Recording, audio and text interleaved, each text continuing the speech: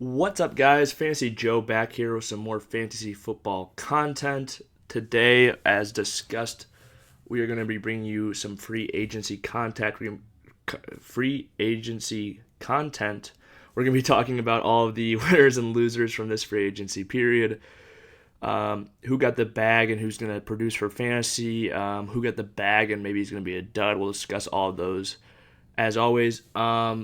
Before we get into it, though, if you like this video, please smash the like button, hit that sub button if you like the content and want to stick around. We really appreciate it. And if you have any questions or comments, leave them down in the comment section down below. And as always, I will respond to any comments. So without further ado, let's get into our video today. Free agent winners and losers. First up, we have our first loser, who is Kenny Golladay. This one might come as a bit of a surprise because Golladay kind of secured the bag as far as receivers go this offseason, getting that 4-year, $72 million deal.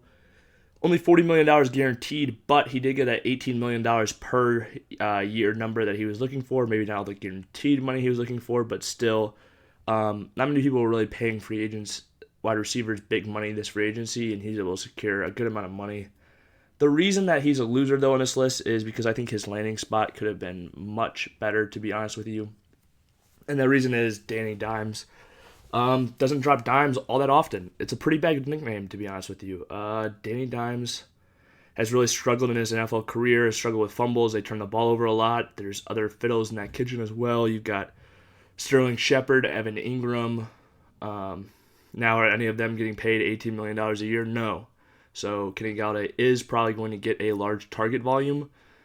But does that mean he'll get 130 targets or does that mean he'll get 110 targets? I think he'll probably be around that 120, 130 targets range, which is good. But 130 targets from Danny Dimes is probably pretty close to 110 targets from Matthew Stafford at the end of the day, honestly. And so I don't know, and the deep balls that Matthew Stafford like to throw, like Kenny Golladay really matched up well with Matthew Stafford's skill set. I just don't know if he does with Danny Dimes. Maybe this is what they're trying to build. They went out and they got this guy.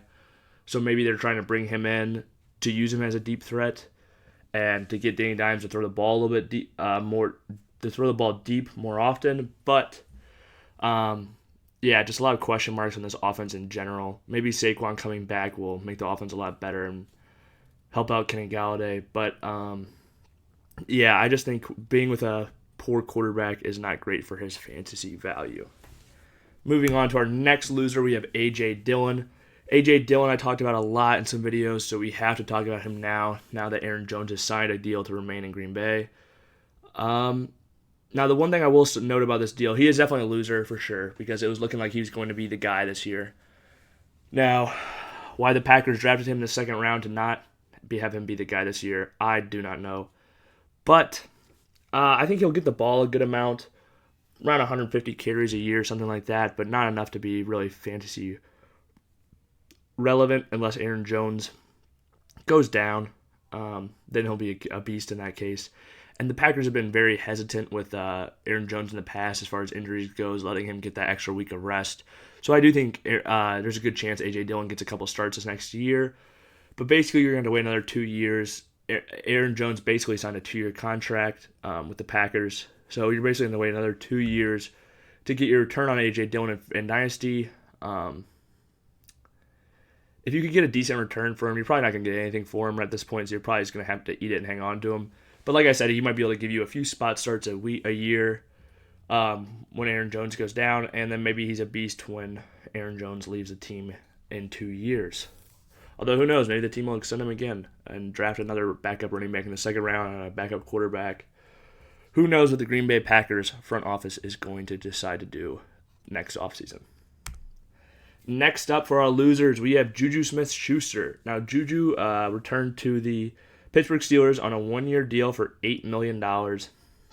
And the reason I think he is such a big loser is because I just don't see his target share really going up.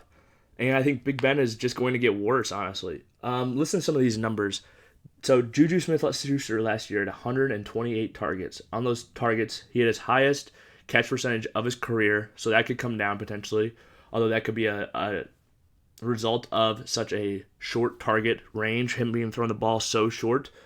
Although that is likely a trend that's going to continue with Big Ben's arm and is bad for fantasy. But yeah, he had 97 receptions on 128 targets.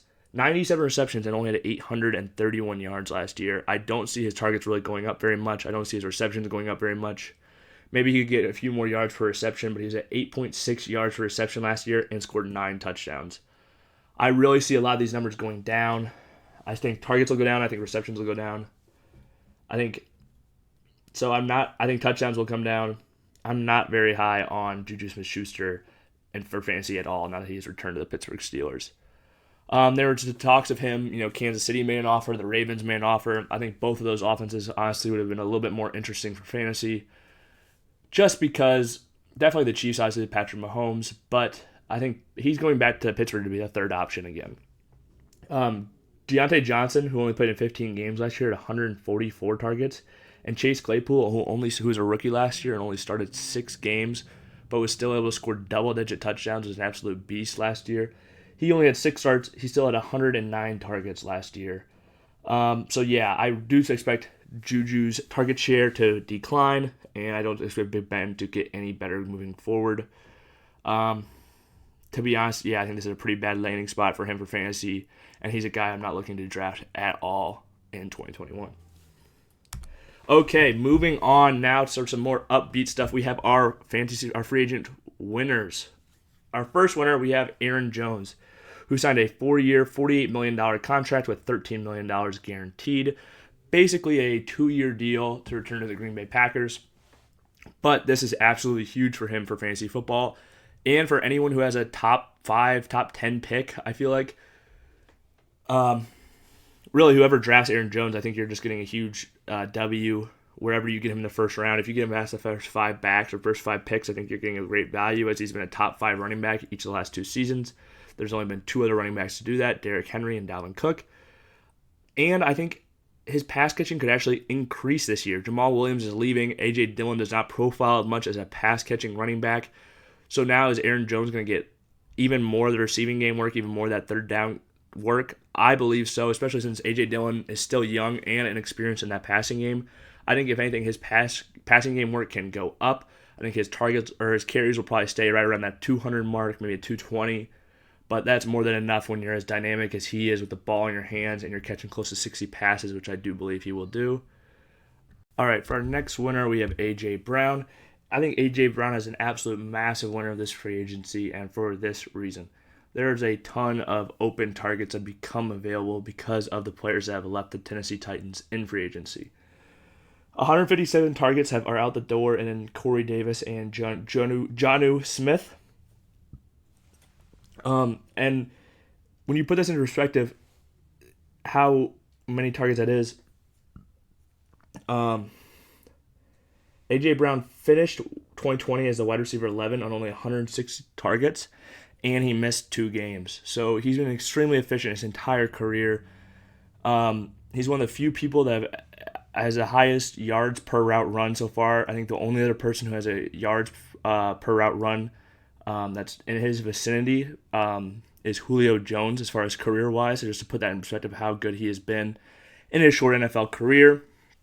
I think he has basically limitless potential. If we see A.J. Brown get 160 targets in a season, he could finish this year as wide receiver 1. That's in the range of possibilities. He's an absolute stud. Even if he gets just 130, I think he's going to finish as a wide receiver 1 very easily. And I just really don't know what the potential is for him. He could be as good as he wants to be. He's only going to get better, more refined as a route runner, but what he can do with the ball in his hands after the catch, he's just an absolute beast. He's too big for DBs to tackle, and he's too fast for anybody else really to catch up with. I think he's going to be an absolute problem the rest of his career moving forward, especially now that these targets have opened up.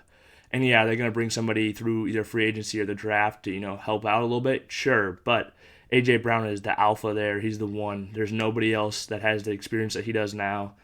And going into year 3, I think he's going to absolutely take off and dominate fantasy football moving forward. And our last winner, we have Austin Ekeler. Now, the reason he is here is because the Chargers signed Corey Linsley to a 5-year contract, basically a 2-year deal. But depending on how he plays, he could stick around for the whole 5 years. You never know. But the reason that Austin Ekeler is a winner here is because the centers play such a large role in the run game. If you look at a lot of teams when their centers go down, that's when they start to, they stop running the ball as well. And Corey Linsley is a really smart center. He's really good. We saw what he did for the Green Bay Packers offensive line last year. Not that it was just him. They have a bunch of talented players. But Linsley finished the season as PFF's highest graded center in 2020.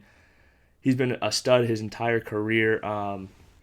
He's the highest paid center in football now, and I expect him to open up a lot of holes for Austin Ekeler moving forward. They have other holes to address on the offensive line, but plugging Corey Linsley into the middle of it is a massive plus for him, for Austin Ekeler, obviously, for any of their running backs, for Justin Herbert.